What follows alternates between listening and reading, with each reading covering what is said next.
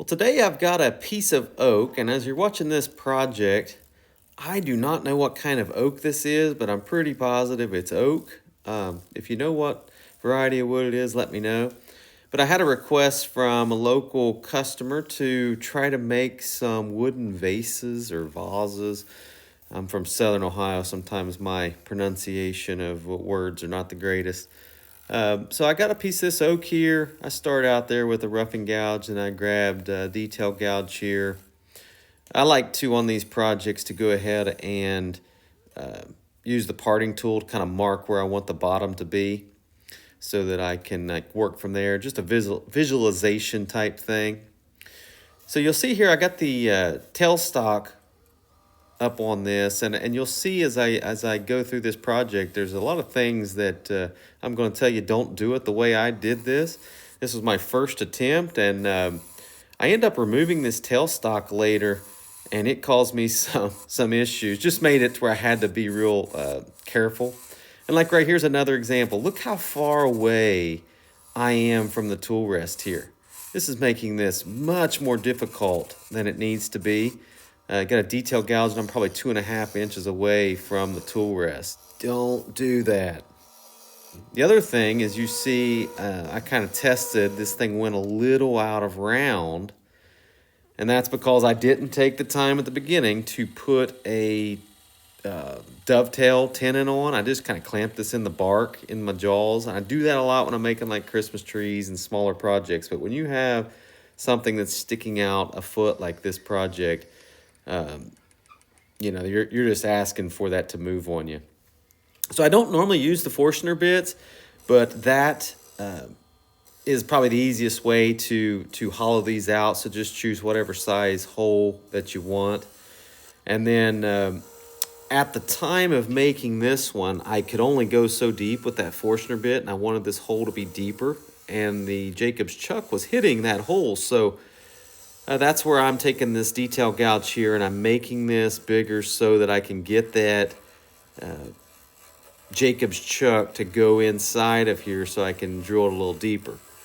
Now I might do another video just real quick, a short or something to show you, but I since have bought some Forstner bit extensions. So if you look that up on Amazon or probably about anywhere, extensions, you can buy those extensions and you can make your Forstner bits go about as deep as you want. They have them all kinds of different sizes. And so I've made several of these vases, which you'll see at the end of this video. You'll see several of the vases that I've made. And here I am fine-tuning this shape, just trying to eyeball it. Kind of being careful here, like I said, because I just have this clamped in the bark. And so it can move on you a little bit. And here I am getting far away from the tool rest again. So if you do this, for one, finish all of this. Do all the outside shape before you drill the hole. Why I drilled the hole, I have no idea. But that made it to where I couldn't bring my tailstock up and offer myself some support. So sometimes when I'm watching these videos that I make, and here you go, I brought the tool rest up. Sometimes when I'm watching these videos that I make and I go to edit, I'm like, what in the world was I doing? Why did I make this so difficult? So I made that how to use a detail gouge video, and Mike Peace Wood Turning commented and said that I would have better luck if I changed the angle to 35 to 40 degrees. And when he said that, I kind of thought that that would be a steeper angle. But when I put my gauge on, I'm using about a 60-degree angle. And so what he's saying is to make this even more shallow. So he told me to give it a try. This is still ground to 60 degrees, so I'm going to try that, and I'll probably do a video and let you know if that works a lot better, like he says, or not. So stay tuned for that video. I did measure the new detail gouge that I got off Cindy Drozda, and it was at the 35 or 40 degrees. So I'm going to guess that maybe Mike knows what he's talking about. He says it'll make it easier to get inside of some of those tight spots, so hopefully that's the case.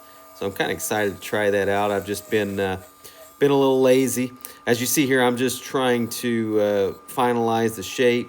That's my first vase, so I was a little uncertain on what shape to make this thing, but looks like I kind of ended up there and pretty happy with it, pretty content. Right here, you see that little line there. Part of me thought about keeping that. Kind of looks cool with that little recessed line. And then I turned the lathe off and wasn't in love with it, so I decided to later remove it. But of course, you can always play with things like that for sure. I've been a little distracted from woodworking. Here I am sanding this thing smooth.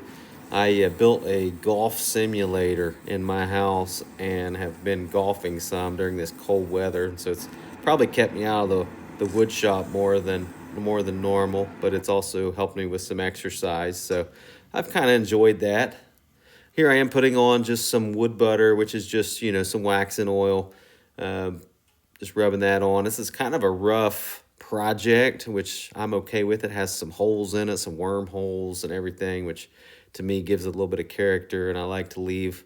I think if you've watched much of my projects, I like to leave some bark on a lot of these spindle turnings, and I think it gives it some character, makes it a little different. I'm sure these would look great if they were just like, solid piece of walnut or something that had no bark. But this wood's firewood, right? It's cheaper than going and getting a piece of kiln dried walnut. So that's why I use a lot of firewood. Helps me to make things for people and keep the price down at a lower price point. So I'm gonna just part this off most of the way, and then I'll get my little cheap, I think it's a cheap Harbor Freight Japanese saw, just to cut the rest of this off. Now this vase does not have any glass, so you can't add water to this one, but I made other ones, and I used really tall shot glasses I got off Amazon. They were less than $1 a piece, made the hole fit them, worked out great. You'll see some of those. And here's a picture my wife took. So here's several. The one on the left's the one that you saw me make right there, but you can see some other varieties of wood, some locust, some maple, and some different shapes. And I think most of them turned out all right. Thanks a lot for watching.